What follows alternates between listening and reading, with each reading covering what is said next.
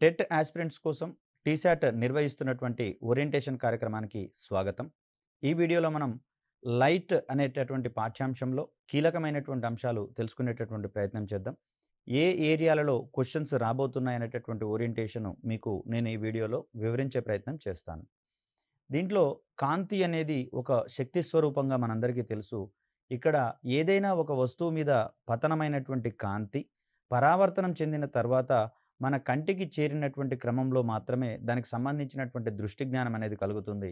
ఇందుకు ఆ కాంతి కనీసము 1/16 సెకండ్ల కాలం పాటు మన రెటీనాను తాకాల్సి ఉంటుంది.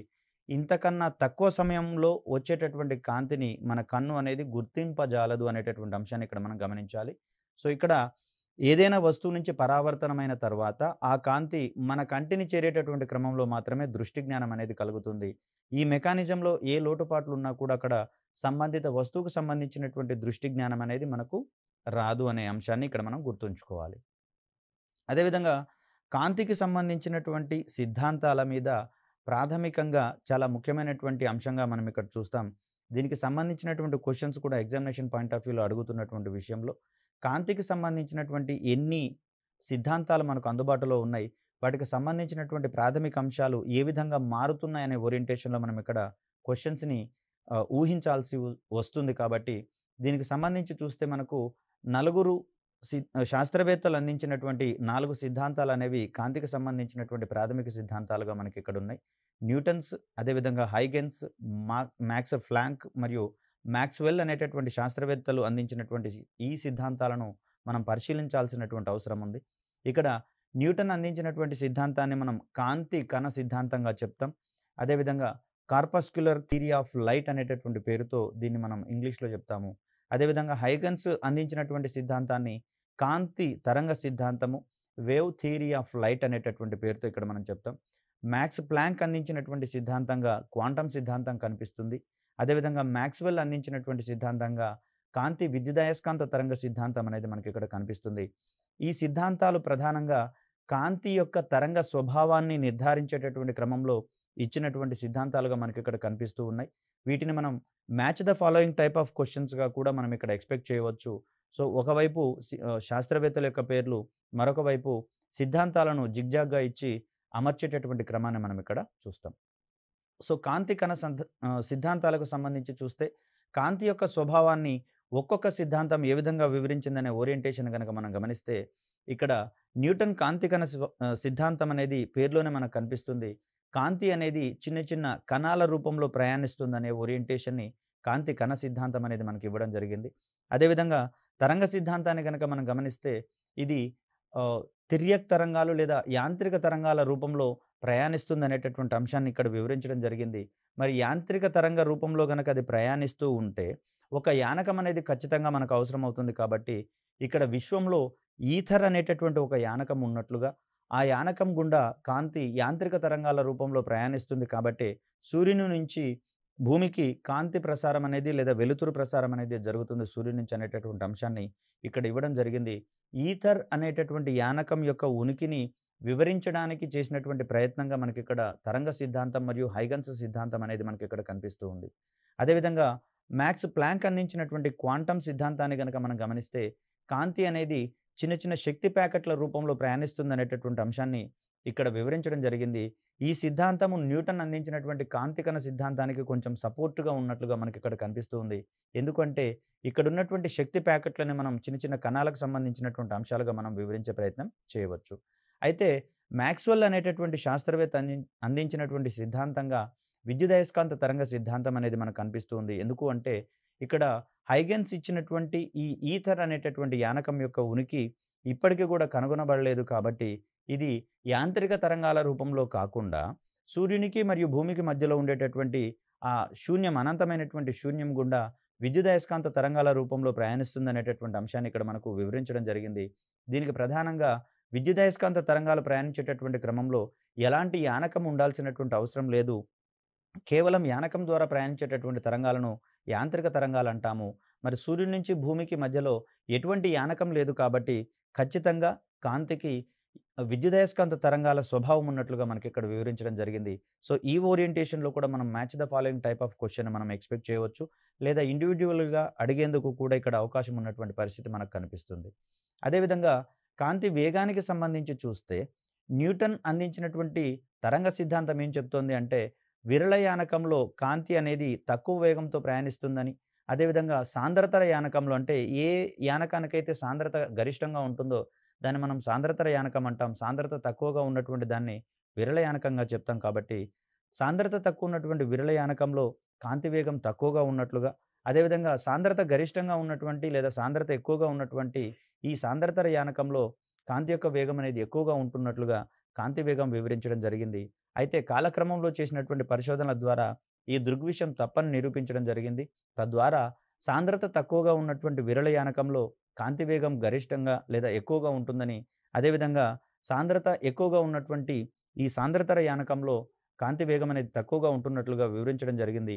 మాక్స్ ప్లాంక్ మరియు మాక్స్‌వెల్ అందించినటువంటి సిద్ధాంతాలు కూడా ఈ దృగ్విషయాన్ని ధృవపరచడం జరిగింది. అదేవిధంగా కాంతి అనేది పలు రకాలైనటువంటి రంగులను ప్రదర్శిస్తుందనేటటువంటి విషయం మనందరికీ తెలిసిందే. ఈ క్రమంలో కాంతి యొక్క రంగుని నిర్ణయించేటటువంటి భౌతిక అంశాల ఆధారంగా కూడా తగు ఎక్స్‌ప్లనేషన్ అనేది ఇవ్వడం జరిగింది. ఇక్కడ కాంతి తరంగ సిద్ధాంతము కాంతి కణ సిద్ధాంతం ప్రకారము కాంతి యొక్క రంగు అనేది ఆ కణాల యొక్క పరిమాణం ఆధారంగా డిసైడ్ చేయబడుతుందని ఇక్కడ కణ సిద్ధాంతం వివరిస్తే, మిగిలినటువంటి సిద్ధాంతాలు మొత్తం గూడా కాంతి యొక్క రంగును వాటి యొక్క తరంగ దైర్ఘ్యం అనేది నిర్ధారిస్తుందనేటటువంటి అంశంగా ఇక్కడ ధృవపరచడం జరిగింది.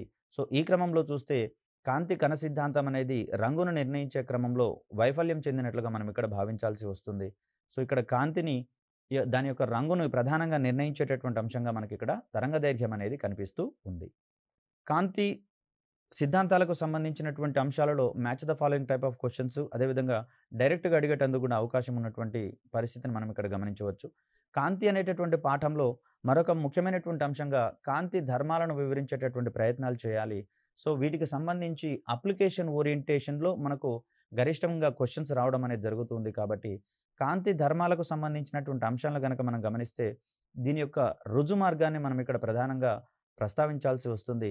అంటే కాంతి ఎల్లప్పుడూ రేఖీయ మార్గంలో లేదా రుజు మార్గంలో ప్రయాణిస్తుంది అనేటటువంటి అంశాన్ని ఇక్కడ మనం గమనిస్తే, ఈ కాంతి రుజుమార్గ వర్తన ఫలితంగా మనకు నీడలు ఏర్పడుతూ ఉంటాయి. సో, ఈ నీడలలో దట్టంగా నీడ ఉన్నటువంటి ప్రాంతాన్ని మనము ప్రఛాయ అని, మామూలుగా నీడ ఉన్నటువంటి ప్రాంతాన్ని ఉపఛాయ అనే అంశాన్ని మనం ఇక్కడ చూడవచ్చు. సో, ఈ ప్రఛాయ, ఉపఛాయ అనేటటువంటి అంశాల ఆధారంగా భూమి యొక్క చలనాలు మరియు చంద్రుడు మరియు సూర్యుని యొక్క చలనాల ఆధారంగా మనకి ఇక్కడ ఏర్పడేటటువంటి దృగ్విషయంగా గ్రహణాలు అనేటటువంటి అంశాన్ని ఇక్కడ మనం చూస్తాం. నీడలలోకి సంబంధితమైనటువంటి ఖగోళ వస్తువు గనక వచ్చినట్లయితే సంపూర్ణ గ్రహణం ఏర్పడుతుంది. ఉపఛాయ ప్రాంతంలోకి వచ్చినట్లయితే పాక్షిక గ్రహణం ఏర్పడుతుంది అనేటటువంటి అంశాన్ని కూడా మనం అక్కడ గమనించాలి. అదేవిధంగా కాంతికి ఉండేటటువంటి మరొక అంశము వేగంగా చెప్తాం. కాంతి వేగానికి సంబంధించి చూస్తే 3 × 10⁸ మీటర్స్ పర్ సెకండ్ వేగంతోటి ఇది ప్రయాణిస్తున్నట్లుగా మనం ఇక్కడ గమనించవచ్చు. ఇదే వేగము విద్యుదయస్కాంత తరంగాలన్నింటికీ ఉంటున్నటువంటి దృష్ట్యా విద్యుదయస్కాంత తరంగాలకు ఉండేటటువంటి ఒక కామన్ ధర్మంగా, ఉమ్మడి లక్షణంగా మనం ఇక్కడ అవి కాంతి వేగంతో ప్రయాణిస్తున్నాయి అనేటటువంటి ధర్మాన్ని గతంలో మనం వివరించే ప్రయత్నం చేశాను. మరొక ముఖ్యమైనటువంటి ధర్మాన్ని గనక మనం ఇక్కడ గమనిస్తే, కాంతికి సంబంధించి పరావర్తన ధర్మాన్ని మనం ఇక్కడ చెప్తాం. అంటే కాంతి ఏదైనా నునుపు తలం మీద పడినప్పుడు అది తిరిగి అదే యానకంలోకి ప్రయాణించేటటువంటి ధర్మాన్ని మనం ఇక్కడ పరావర్తన ధర్మంగా మనం ఇక్కడ చెప్తాం. నునుపు తలాలు మాత్రమే సంపూర్ణంగా పరావర్తనం చెందించేటటువంటి ధర్మాన్ని ప్రదర్శిస్తాయి. అదేవిధంగా గరుకు తలాలను గనక మనం గమనిస్తే అక్కడ పరావర్తన ధర్మం అనేది కొంత జిగ్‌జాగ్‌గా ఉండేందుకు అవకాశం ఉంటుంది. మరో రకంగా చూస్తే నునుపు తలాల మీద క్రమమైనటువంటి పరావర్తనం అనేది సంభవిస్తుంది. గరుకు తలాల మీద క్రమరహిత పరావర్తనం అనేది మనకు కనిపిస్తూ ఉంటుంది. కనుకనే నున్నగా ఉన్నటువంటి గాజు గ్లాస్ నుంచి అవతలి యొక్క వస్తువుల యొక్క ప్రతిబింబాలు అనేవి మనకు స్పష్టంగా కనిపిస్తున్నటువంటి పరిస్థితులలో గరుకుగా ఉన్నటువంటి ఉపరితలం కలిగినటువంటి ఆ గ్లాసెస్ నుంచి లేదా గాజు నుంచి మనం వాటి యొక్క చిత్రాలను కావచ్చు, ఇమేజెస్‌ని కావచ్చు మనము గమనించలేనటువంటి పరిస్థితి మనకు నిత్యకృత్యంలో కనిపించేటటువంటి అంశము. దీనికి సంబంధించినటువంటి ప్రాథమిక అంశంగా మనం పరావర్తనానికి సంబంధించినటువంటి అంశాన్ని మనం ఇక్కడ గమనించవచ్చు. ఇక్కడ పరావర్తనానికి సంబంధించినటువంటి మరొక కీలక అంశంగా పరావర్తన సూత్రాలకు సంబంధించినటువంటి అంశాన్ని చూస్తాం. మనకిక్కడ ఒక ప్లేన్ మిర్రర్ అనేది అమర్చడం జరిగింది. అక్కడ ఎరుపుగా ఉన్నటువంటి లైన్ ఆ బిందువు దగ్గర ఉన్నటువంటి నార్మల్ అభిలంబంగా మనం అక్కడ వర్తిస్తూ ఉంటాం. దీనికి ఎడమ వైపున ఉన్నటువంటిది పతన కిరణంగా మనం ఇక్కడ చెప్తాం. కుడివైపున ఉన్నటువంటిది పరావర్తన కిరణంగా మనం ఇక్కడ చెప్తాం. సో, ఈ క్రమంలో చూస్తే పతన కిరణానికి మరియు అభిలంబానికి మధ్యలో ఉండేటటువంటి కోణాన్ని మనము యాంగిల్ ఆఫ్ ఇన్సిడెన్స్ పతన కోణంగా చెప్తాం. అదేవిధంగా అభిలంబానికి, పరావర్తన కిరణానికి మధ్యలో ఉండేటటువంటి కోణాన్ని మనం పరావర్తన కోణంగా చెప్తాం. సో, ఈ క్రమంలో చూస్తే పతన కోణం విలువ, పరావర్తన కోణం విలువకు సమానంగా ఉన్నట్లుగా ఒక పరావర్తన సూత్రం చెప్తుంది. అదేవిధంగా ఇక్కడ పతన కిరణము మరియు అభిలంబము, పరావర్తన కిరణము 3 కూడా అక్కడ తలం యొక్క ఒకే వైపున ఉంటాయనేటటువంటిది రెండవ నియమం చెప్తుంది. అదేవిధంగా ఈ అభిలంబానికి పతన కిరణము మరియు పరావర్తన కిరణము అనేది చెరోవైపున ఉంటాయనేటటువంటిది మూడవ పరావర్తన సూత్రం అనేది మనకు వివరించడం జరుగుతుంది. ఈ క్రమంలో పరావర్తన సూత్రాలు అనేవి చాలా కీలకమైనటువంటి అంశాలుగా మనం ఇక్కడ భావించాలి. ఇక్కడ పరావర్తనానికి సంబంధించి మరొక కీలకమైనటువంటి అంశము పరావర్తన ధర్మం ఆధారంగా పనిచేసేటటువంటి సాధనాలు ఏమిటి అనే ఓరియంటేషన్లో చూడాలి. వీటిని మనము దర్పణాలు, మిర్రర్స్ అనేటటువంటి అంశాలుగా మనం ఇక్కడ చూస్తాం. ఇక్కడ మిర్రర్స్‌కి సంబంధించి, దర్పణాలకు సంబంధించినటువంటి అంశాలు గనుక గమనిస్తే 3 రకాలైనటువంటి దర్పణాలు మనకు అందుబాటులో ఉన్నాయి. వాటిని మనము సమతల దర్పణం, ప్లేన్ మిర్రర్ అంటాము. పుటాకార దర్పణము, కాన్కేవ్ మిర్రర్, కుంభాకార దర్పణం, కాన్వెక్స్ మిర్రర్ అనేటటువంటి పదాలుగా మనం ఇక్కడ చూస్తాం. ఇక్కడ దర్పణాలకు సంబంధించినటువంటి మరొక అంశం ఏంటంటే, అవి ప్రతిబింబాన్ని ఏర్పరిచేటటువంటి దృక్కోణాన్ని కలిగి ఉంటాయి. సో, ఇక్కడ ప్రతిబింబాలనేవి నిజ ప్రతిబింబాలు మరియు మిథ్యా ప్రతిబింబాలు అనేటటువంటి 2 రకాలుగా మనకిక్కడ కనిపిస్తూ ఉంటాయి. అదేవిధంగా ఈ ప్రతిబింబాలకు సంబంధించినటువంటి అంశాలను గనక మనం గమనిస్తే, ఒక సమతల దర్పణం అనేది దాంట్లో ఒక వస్తువు యొక్క పూర్తి ప్రతిబింబం అనేది కనిపించాలి అంటే, ఆ దర్పణం యొక్క ఎత్తు, వస్తువు యొక్క ఎత్తులో కనీసం సగం ఉంటే సరిపోతుంది. అటువంటి దర్పణంలో మనము ఆ వస్తువు యొక్క ప్రతిబింబాన్ని పూర్తిగా కనిపించేటటువంటి క్రమాన్ని మనం ఇక్కడ చూస్తాం. అదేవిధంగా దర్పణాలలో వచ్చేటటువంటి ప్రతిబింబాలకు సంబంధించినటువంటి మరొక అంశాన్ని గనక చూస్తే, ఏటవాలు దర్పణాలు, ఇన్‌క్లైన్డ్ మిర్రర్స్ అంటాము. ఈ ఇన్‌క్లైన్డ్ మిర్రర్స్ అంటే కొంత కోణంతో అమర్చినటువంటి 2 దర్పణాలకు సంబంధించినటువంటి అంశంగా మనం ఇక్కడ చూస్తాం. ఆ 2 దర్పణాల మధ్య ఏదైనా వస్తువును ఉంచినట్లయితే అక్కడ ఏర్పడేటటువంటి ప్రతిబింబాల సంఖ్యను మనం ఇక్కడ ప్రముఖంగా ప్రస్తావించాల్సి వస్తుంది. సో, దానికి సంబంధించినటువంటి సూత్రాన్ని మనము n = 360/θ - 1గా మనం ఇక్కడ చెప్తాం. ఇక్కడ θ అనేది ఆ 2 ఏటవాలు దర్పణాలకు మధ్యలో ఉండేటటువంటి కోణంగా మనం ఇక్కడ చెప్తాం. ఇక్కడ పటంలో గనక మనం గమనించినట్లయితే, ఆబ్జెక్ట్ నుంచి ఈ దర్పణం యొక్క ధ్రువం ఉన్నటువంటి దూరాన్ని కొలిచేటటువంటి క్రమంలో మనం దూరాలను ఎల్లవేళలా కూడా ఈ P అనేటటువంటి బిందువును కేంద్రంగా చేసుకొని కొలవాల్సి వస్తుంది. అంటే ఇక్కడ P బిందువు నుంచి దూరాన్ని కొలిచేటటువంటి క్రమంలో ఈ పతన కిరణం అనేది ఈ డైరెక్షన్‌లో మనకు ప్రయాణించడం జరిగింది. ఎడమ నుంచి కుడివైపుకు ప్రయాణించడం జరిగింది. కానీ దూరాన్ని కొలిచేటటువంటి క్రమంలో మనం ఇక్కడ ఎడమ వైపుకి దూరాన్ని కొలవాల్సి వస్తుంది కాబట్టి, ఈ రెండిటి యొక్క డైరెక్షన్ అనేది పరస్పరం వ్యతిరేకంగా ఉంది కాబట్టి, ఈ సందర్భంలో P అనే బిందువు నుంచి ఆబ్జెక్ట్ ఉన్నటువంటి దూరాన్ని మనం రుణాత్మకంగా తీసుకుంటాం. వాస్తవానికి దూరాలను మనం రుణాత్మకంగా తీసుకోకూడదు. కానీ ఇక్కడ నెగెటివ్ సైన్ అనేది అది పతన కిరణం యొక్క వ్యతిరేక దిశలో దూరాన్ని కొలుస్తున్నట్లుగా మనం పరిగణించాల్సి వస్తుంది. అదేవిధంగా P బిందువు నుంచి ఇమేజ్ ఏర్పడినటువంటి బిందువు యొక్క దూరాన్ని గనక మనం గమనించాల్సి వస్తే, ఇక్కడ P బిందువు నుంచి తీసుకునేటటువంటి క్రమంలో మనం ప్రయాణించేటటువంటి దిశ పతన కిరణం యొక్క దిశలోనే ఉంది కాబట్టి, ఈ పర్టిక్యులర్ సందర్భంలో మనకు ఆ దూరాన్ని మనం పాజిటివ్‌గా తీసుకోవాల్సి ఉంటుంది. అదేవిధంగా ఆబ్జెక్ట్ యొక్క ఎత్తును గనక మనం గమనించాల్సి వస్తే, ఇది ప్రధాన అక్షం నుంచి నిలువుగా ఉన్నటువంటి పరిస్థితులలో దీని యొక్క ఎత్తుని పాజిటివ్‌గా తీసుకుంటాం. అదేవిధంగా దిగువ వైపుకు ఉన్నట్లయితే దాన్ని మనం నెగెటివ్‌గా తీసుకుంటాం. అయితే ఆబ్జెక్ట్ ఎల్లప్పుడూ కూడా ప్రధాన అక్షానికి నిటారుగా ఉంటుంది కాబట్టి, ఇక్కడ ఎత్తు అనేది పాజిటివ్‌గా ఉంటుంది. అదేవిధంగా ఇమేజ్‌ని గనక మనం గమనిస్తే కొన్ని సందర్భాలలో ఇక్కడ దిగువ వైపు కూడా ఉండే అవకాశాలు ఉంటాయి కాబట్టి, ఆ సందర్భంలో నెగెటివ్‌గా తీసుకుంటాం. ప్రస్తుతం ఉన్నటువంటి ఈ సందర్భంలో మనకు ఇమేజ్ యొక్క హైట్ అనేది పాజిటివ్‌గా తీసుకుంటాం. ఎందుకంటే ప్రధాన అక్షం నుంచి అది నిటారుగా పై దిశలో ఉన్నటువంటి పరిస్థితి మనకి ఇక్కడ కనిపిస్తుంది. అదేవిధంగా నాభ్యంతరం అనేది ధనాత్మకమా, రుణాత్మకమా అనే అంశాన్ని గనక మనం ఇక్కడ గమనిస్తే, ఇక్కడ P బిందువు నుంచి F అనేటటువంటి పాయింట్ రైట్ సైడ్‌లో ఉంది కాబట్టి, ఈ దూరాన్ని గమనించేటటువంటి క్రమంలో మనము పతన కిరణం ప్రయాణించేటటువంటి మార్గంలోనే ప్రయాణిస్తూ ఉన్నాం కాబట్టి ఈ సందర్భంలో నాభ్యంతరం అనేది ధనాత్మకంగా ఉన్నట్లుగా మనం ఇక్కడ గమనించవచ్చు. అదేవిధంగా ఈ పుటాకార దర్పణానికి గనక మనం గమనిస్తే ఇది కిరణాలను ఆహ్, ఆపోజిట్ డైరెక్షన్‌లో చేపడుతుంది కాబట్టి ఎఫ్ అనేటటువంటి బిందువు ఇటువైపు ఉంటుంది. ఈ సందర్భంలో పి నుంచి ఎఫ్‌కు మధ్య ఉండేటటువంటి దూరాన్ని మనము పతన కిరణము ప్రయాణించేటటువంటి దిశకు ఆపోజిట్ డైరెక్షన్‌లో తీసుకుంటాం కాబట్టి అక్కడ రుణాత్మక నాభ్యంతరాన్ని నమోదు చేసేటటువంటి పరిస్థితిని మనం అక్కడ గమనించవచ్చు. ఇవి మనము సంజ్ఞా సాంప్రదాయానికి సంబంధించినటువంటి అంశాలుగా మనం ఇక్కడ చూస్తాం. ఈ సందర్భంలో కుంభాకార దర్పణానికి సంబంధించినటువంటి నాభ్యంతరాన్ని మనం ఇక్కడ ధనాత్మక నాభ్యంతరంగా చెప్పే పరిస్థితిని మనం ఇక్కడ గమనించాలి. సో, ఇక్కడ కుంభాకార దర్పణాలకు సంబంధించినటువంటి ఉపయోగాలను గనక మనం గమనిస్తే వీటిని మనము మేకప్ అద్దాలుగా వాడేటటువంటి క్రమాన్ని మనం ఇక్కడ గమనించవచ్చు. అదేవిధంగా సెలూన్‌లలో ఉపయోగించేటటువంటి అద్దాలను మనం ఇక్కడ కుంభాకార దర్పణాలుగా పరిగణించాల్సి ఉంటుంది. అదేవిధంగా వాహనాల యొక్క సైడ్ వ్యూ మిర్రర్స్‌ని గనక మనం గమనిస్తే అక్కడ కూడా కుంభాకార దర్పణాల యొక్క ఉపయోగం అనేది మనకు గరిష్టంగా కనిపిస్తూ ఉంటుంది. సో దట్ ఏంటంటే దూరంగా ఉన్నటువంటి వాహనాల యొక్క ఇమేజ్ కూడా మనం క్లియర్‌గా అందులో చూడడానికి అవకాశం అనేది మనకు కల్పించబడింది. ఇక్కడ ఇది మనకు పుటాకార దర్పణానికి సంబంధించినటువంటి అంశంగా మనం ఇక్కడ చూస్తూ ఉన్నాం. సో, దీనికి సంబంధించినటువంటి అంశాలను గనక మనం గమనిస్తూ ఉంటే ఇక్కడ ఈ ఇమేజ్ అనేది కనిపిస్తుంది. ఇమేజ్ నుంచి వెలువడినటువంటి కాంతి అనేది ఈ పుటాకార తలం మీద పతనమైన తర్వాత ఇది కేంద్రీకరించడం అనేది జరిగింది. సో, ఈ క్రమంలో చూస్తే పుటాకార దర్పణాన్ని మనము కేంద్రీకరణ దర్పణంగా మనం ఇక్కడ చెప్తాం. సో, ఈ బిందువు మనం పి అనేటటువంటి బిందువును చూపిస్తుంది.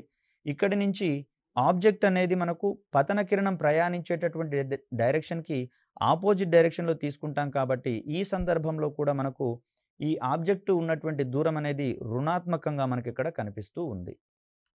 అదేవిధంగా ఎఫ్ అనేది ఈ పుటాకార దర్పణం యొక్క నాభిని తెలియజేస్తుంది.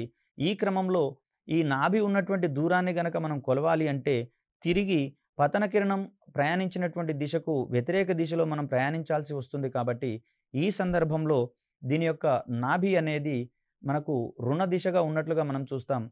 ఈ పోల్ ధ్రువానికి మరియు నాభికి మధ్య ఉన్నటువంటి దూరాన్ని మనం ఇక్కడ నాభ్యంతరంగా చెప్తున్నటువంటి పరిస్థితులలో ఇక్కడ పుటాకార దర్పణం యొక్క నాభ్యంతరం అనేది రుణాత్మకంగా ఉన్నట్లుగా మనకిక్కడ కనిపిస్తూ ఉంది. అంటే పుటాకార దర్పణాలకు నాభ్యంతరము రుణాత్మకంగా ఉన్నట్లుగా, కుంభాకార దర్పణాలకు నాభ్యంతరం అనేది ధనాత్మకంగా ఉన్నట్లుగా మనం ఇక్కడ గమనించాల్సి వస్తుంది. అదేవిధంగా ఇమేజ్‌ని గనక మనం ఇక్కడ గమనిస్తే ఇది తలక్రిందులైనటువంటి ఇమేజ్‌గా మనకిక్కడ కనిపిస్తుంది కాబట్టి దీని యొక్క ఎత్తును మనం ఇక్కడ నెగెటివ్‌గా తీసుకునేటటువంటి ప్రయత్నం చేస్తాం. అదేవిధంగా ఇమేజ్ ఫార్మ్ అయినటువంటి డిస్టెన్స్ కూడా చూస్తే ఇక్కడ దూరాన్ని కొలిచేటటువంటి క్రమంలో మనం పతన కిరణం ప్రయాణించేటటువంటి దిశకు వ్యతిరేక దిశలో ప్రయాణించాల్సి వస్తుంది కాబట్టి ఈ పర్టిక్యులర్ సందర్భంలో ఆబ్జెక్ట్ యొక్క దూరము రుణాత్మకంగా చూపించాల్సి వస్తుంది.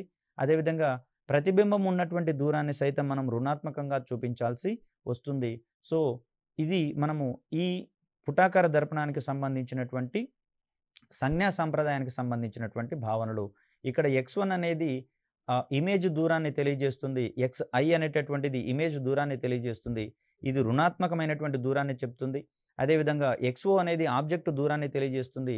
ఇది కూడా రుణాత్మకమైనటువంటి విలువగానే మనం ఇక్కడ చెప్తాం. ఇక్కడ పుటాకార దర్పణాలకు సంబంధించినటువంటి ఉపయోగాలను గనక మనం గమనిస్తే వీటిని రిఫ్లెక్టర్స్‌గా వినియోగించేటటువంటి పరిస్థితి మనకు కనిపిస్తూ ఉంది. ముఖ్యంగా చూసినట్లయితే వాహనాల యొక్క హెడ్‌లైట్‌లలో కావచ్చు, అదేవిధంగా టార్చ్ లైట్‌లలో కావచ్చు, వీటిని మనము సుదూర ప్రాంతాలకు ప్రయాణింపజేసేలా రిఫ్లెక్టర్స్‌గా వాడేటటువంటి క్రమాన్ని ఇక్కడ మనం చూస్తాం. మరొక అంశాన్ని గనక మనం ఇక్కడ గమనించినట్లయితే ఈ రిఫ్లెక్టర్స్‌గా వాడేటటువంటి సందర్భంలో బల్బును ఏ పొజిషన్‌లో వాడాలి అంటే అక్కడ ఆ పుటాకార దర్పణం యొక్క నాభి బిందువు వద్ద ఈ ఎలక్ట్రిక్ బల్బు ఉండేలా చూస్తారు. తద్వారా ఎలక్ట్రిక్ బల్బు నుంచి వెలువడినటువంటి కాంతి కిరణాలు పుటాకార దర్పణం మీద పడి పతనమైన తర్వాత అది అనంత దూరాలకు ప్రయాణించేటటువంటి క్రమాన్ని మనం అక్కడ గమనించవచ్చు. ఇది కేవలము నాభి బిందువు వద్ద అక్కడ విద్యుత్ బల్బును ఏర్పాటు చేసినటువంటి ఫలంగా మనం అక్కడ చూడవచ్చు. అదేవిధంగా మరికొన్ని ఉపయోగాలను గనక మనం గమనించినట్లయితే ఈఎన్‌టీ వైద్యులు సైతం వాడేటటువంటి దర్పణంగా మనకిక్కడ పుటాకార దర్పణం అనేది కనిపిస్తుంది. అదేవిధంగా సోలార్ హీటింగ్ డివైజెస్ లేకపోతే సోలార్ కుక్కర్స్ అంటాము. వీటిలలో సైతం ఈ సౌర వికిరణాలనేవి రిఫ్లెక్ట్ అయ్యి ఆహారం ఉన్నటువంటి బిందువు దగ్గర పతనమయ్యేలా చేయడం కోసం మనం వాటిలలో పుటాకార దర్పణాలను వినియోగించేటటువంటి పరిస్థితులు మనం ఇక్కడ గమనించవచ్చు. ఇక్కడ కాంతికి సంబంధించినటువంటి మరొక ముఖ్యమైనటువంటి ధర్మంగా సంపూర్ణాంతర పరావర్తనం అనేది కనిపిస్తుంది. టోటల్ ఇంటర్నల్ రిఫ్లెక్షన్‌గా మనం ఇక్కడ చెప్తాం. ఈ టోటల్ ఇంటర్నల్ రిఫ్లెక్షన్‌కి సంబంధించినటువంటి అనువర్తనాల మీద అధికంగా ప్రశ్నలు రావడం అనేది జరిగింది. దీనికి సంబంధించి చూస్తే ఎండమావులు మిరేజెస్ అంటాము. వేసవి కాలంలో మనము వాహనాలలో ప్రయాణించేటటువంటి క్రమంలో రోడ్డుకి ముందర కొంత దూరంలో వాటర్ ప్రయాణిస్తున్నట్లుగా మనకు కనిపిస్తూ ఉంటుంది. వీటినే మనం ఎండమావులని చెప్పేసి అంటాము. దీనికి సంబంధించినటువంటి దృగ్విషయం ఏర్పడడానికి ప్రధాన కారణంగా సంపూర్ణాంతర పరావర్తనానికి సంబంధించిన అంశాన్ని వివరిస్తాం. అదేవిధంగా వజ్రము మిలమిలా మెరియడంలో మిగిలినటువంటి వస్తువులతో కంపేర్ చేస్తే వజ్రం అనేది ఎక్కువగా ప్రకాశిస్తున్నట్లుగా మనకు కనిపిస్తుంది. ఇది ప్రకాశించడంలో ఉన్నటువంటి సూత్రంగా మనకు సంపూర్ణాంతర పరావర్తనం అనేది కనిపిస్తూ ఉంది. అదేవిధంగా నీటి లోపల ఉన్నటువంటి గాలిబుడగ అనేది వెండిలా మెరుస్తూ ఉంటుంది. దీనికి సంబంధించినటువంటి ఉదాహరణగా మనం ఇక్కడ సంపూర్ణాంతర పరావర్తన ధర్మాన్ని మనం ఇక్కడ చెప్పాల్సి ఉంటుంది. అదేవిధంగా నీటి లోపల ఈదుతున్నటువంటి వ్యక్తికి ఆ నీటి యొక్క ఉపరితలం అనేది వెండి మాదిరిగా ప్రకాశవంతంగా కనిపిస్తూ ఉంటుంది. దీనికి సంబంధించినటువంటి కారణంగా కూడా మనము ఆ సంపూర్ణాంతర పరావర్తన ధర్మాన్ని మనం ఇక్కడ ప్రధానంగా చెప్పవలసి వస్తుంది. ఇంద్రధనుస్సు ఏర్పడేటటువంటి క్రమంలో సూర్యుని నుంచి వెలువడినటువంటి కాంతి కిరణాలు 42-51 డిగ్రీల కోణంలో పతనం చెందినటువంటి క్రమంలో అక్కడ అవి వెలువడేటటువంటి కాంతిలో 7 రంగులనేవి వెదజల్లబడుతూ ఉంటాయి. కాబట్టి సూర్యుడు ఉన్నటువంటి దిశకు ఆపోజిట్ డైరెక్షన్‌లో మనకు ఇంద్రధనస్సు అనేది ఏర్పడేటటువంటి క్రమాన్ని మనం ఇక్కడ గమనించవచ్చు. అదేవిధంగా దృశ్య తంతువులు వీటినే మనం ఇక్కడ ఆప్టికల్ ఫైబర్ కేబుల్స్ అంటాము. సుదూర ప్రాంతాలకు సమాచార ప్రసారాలను ఎటువంటి నష్టము జరగకుండా ప్రసారం చేయడంలో ఇవి చాలా కీలకమైనటువంటి పాత్రను పోషిస్తూ ఉన్నాయి. ప్రస్తుత ఆధునిక సాంకేతిక యుగంలో సమాచార ప్రసారాలు అదేవిధంగా ఇంటర్నెట్ సేవలు సైతం మరియు కేబుల్ ప్రసారాలు సైతం ఓఎఫ్సీల ద్వారా జరుగుతున్నటువంటి పరిస్థితులలో ఈ ఓఎఫ్సీలు పనిచేయడంలో కూడా ఇమిడి ఉన్నటువంటి సూత్రంగా మనకి ఇక్కడ సంపూర్ణాంతర పరావర్తన ధర్మం అనేది కనిపిస్తూ ఉంది. ఇక్కడ కాంతికి సంబంధించినటువంటి మరొక కీలకమైనటువంటి ధర్మంగా వక్రీభవనం అనేది కనిపిస్తుంది. రిఫ్రాక్షన్ అని చెప్పేసి అంటాం. ఇక్కడ కాంతి ఒక యానకం నుంచి మరొక యానకానికి ప్రయాణించేటటువంటి క్రమంలో అది ఆ 2 యానకాలను విభజించేటటువంటి తలం వద్ద వంగి ప్రయాణిస్తుంది. ఈ దృగ్విషయాన్నే మనం ఇక్కడ కాంతికి సంబంధించినటువంటి వక్రీభవన ధర్మంగా మనం ఇక్కడ చెప్తాం. అంటే సాంద్రతర యానకం నుంచి విరళ యానకంలోకి ప్రయాణించేటటువంటి క్రమంలో అంటే 2 సాంద్రతర యానకాలు అయితే మనకు ఎటువంటి ప్రాబ్లం లేదు. కానీ సాంద్రతర యానకం నుంచి విరళ యానకంలోకి ప్రయాణించేటటువంటి క్రమంలో లేదా విరళ యానకంలోంచి సాంద్రతర యానకంలోకి ప్రయాణించేటటువంటి క్రమంలో ఆ 2 యానకాల మధ్యలో ఉండే సాంద్రతలోని తేడాల వల్ల కాంతి ప్రయాణించేటటువంటి మార్గంలో మార్పు అనేది సంభవిస్తుంది. దీన్నే మనం ఇక్కడ కాంతికి సంబంధించినటువంటి వక్రీభవన ధర్మంగా మనం ఇక్కడ చెప్తాం. ఆ 2 యానకాల యొక్క విభాజక తలం వద్ద కాంతి దాని యొక్క వేగాన్ని మార్చుకొని వంగి ప్రయాణించేటటువంటి ధర్మాన్నే మనం ఇక్కడ వక్రీభవన ధర్మంగా మనం ఇక్కడ చెప్తాం. సో ఇక్కడ చూస్తే వైట్ కలర్‌లో ఉన్నది మనకి ఇక్కడ విరళ యానకంగా కనిపిస్తూ ఉంది. రేరర్ మీడియం అంటాం. అదేవిధంగా బ్లూ కలర్‌లో కనిపిస్తుంది మనకు సాంద్రతర యానకం డెన్సర్ మీడియాగా మనం ఇక్కడ చెప్తాం. ఇక్కడ పింక్ కలర్‌లో కనిపిస్తుంది మనకు ఆ బిందువు వద్ద ఉన్నటువంటి అభిలంబంగా మనం ఇక్కడ చెప్తాం.